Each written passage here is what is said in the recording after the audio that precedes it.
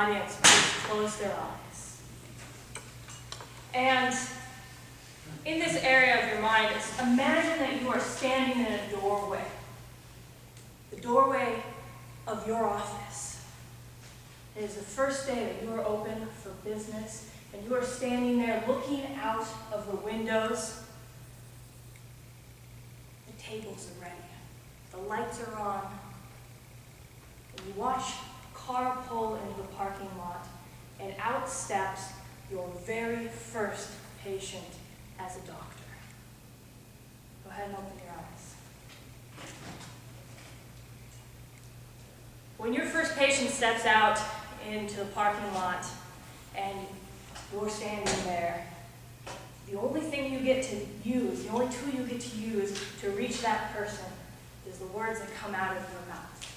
Of course, before you throw them on the table, I trust. The communication is going to be the bridge which tells from you to that person. So today I'm going to share with you 3 types of communication tricks, techniques that hopefully will help you with having speeches and talking to patients. The first thing I'd like to share with you from a speaking point of view is the idea of a buy-in. The buy-in is answering the question of what's valuable for your audience. We're all students of chiropractic or doctors of chiropractic here in the room. So what's valuable for us is to become better chiropractors or to become better doctors of chiropractic. The buy-in of speaking with patients is different. The buy-in of speaking with patients is handling maybe what is wrong with them, what's keeping them from their potential. So number 1 speaking technique is the buy-in of the speech. Answering the question of why it's important to them. If they've got issues in their relationship or whatever, relate chiropractic to that. The second speaking technique that I'd like to share with you today is the power of the pause.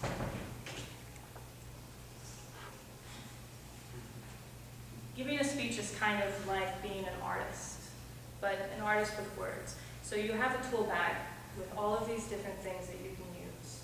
Different brushes, different colors, and the pause is kind of like this really, really thick brush that no one almost ever uses. Because the canvas is only so big, and if you use this really thick brush, you may alter the picture. But it's also a really powerful tool, because pauses focus everything in. So the pause is kind of like this powerful tool. When you're talking to patients, or if you're talking to friends. I'll give you an example of this. 2 days ago, I was up at 4:30 in the morning studying biochemistry for the attempt to pass biochemistry, hopefully. And Facebook, it wasn't what I was on, but it happened to be open on my browser on my computer, and it's a little before 5 in the morning. I'm chugging down my second coffee, and I get one of those little linky things from Facebook. And somebody I haven't talked to in about 6 months, and I'm the only person who's up at that hour because they're on a different time zone. So it's like 2 in the morning on their time zone. I'm apparently the only person online, and they text me like, I gotta talk to somebody. Turns out that when they were born, their hearts didn't function. So they actually were stillborn and then miraculously were brought back from the medical. They did something with the heart and brought him back. Now the heart's starting to fail again. This young man's only like 23 and his heart's starting to fail from some sort of birth defect that he had as a child. And it's a Facebook conversation at 5 in the morning. And the reason I got all of this information out of him was because I held him in a pause for, I'm not kidding, about 3.5 minutes on the phone, did not say a word. I just said, what's wrong? And like stood on the end of the phone. Pauses can be really, really powerful. Silence can be really, really powerful. If you're given a really, whether you're talking with one person or a lot, silence can focus everything in. So that's my second speaking tip for you. The power of the pause, using the big bold brush to bring things in. The third thing that I'd like to talk about speech, from a technical point of view, is literally like the framing of a picture. You start at the top, and you paint your picture, then you frame at the bottom, and bring it back.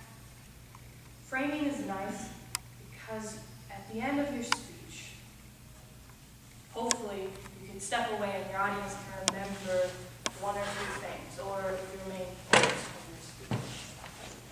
So framing is part of that organizational point of view. Start and end. When I'm framing a conversation with my friends about chiropractic care, there's usually only one thing I want them to get from it. And it's not because my friends are stupid. Most of my friends have master's degrees or PhDs, but they're not masters or PhDs of chiropractic. They're something else. So the one thing I usually want to have my friends pull away from it, and later, when I'm a doctor, I'd like to have my patients pull away from our conversations, is that the brain communicates with the body communicates with the brain, and this is how everything functions. Brain to body, brain to body, brain to body. Brain through the spinal cord to the body. And when you're framing a conversation with somebody, you start with the most important thing you want them to know. Then you tell them a story or a picture about that thing you want to know, and then you bring it back together and you tell them again. Repetition, repetition, repetition. So, as I conclude today, I'd like to have everyone in the audience close their eyes one more time. And you're back to being in the doorway of your office, and your first new patient is walking towards you. And instead of feeling nervous, instead of feeling concerned that you don't know what to say to them, or that when they open the door, you're going to stumble over or give them some huge analytical, none of that has any concern. Because you're so confident that when they open the door, you know exactly what you're going to say, and that you're going to help them to the best of the benefit that you can give them. That's all I got for you today, ladies and gentlemen. Thank you.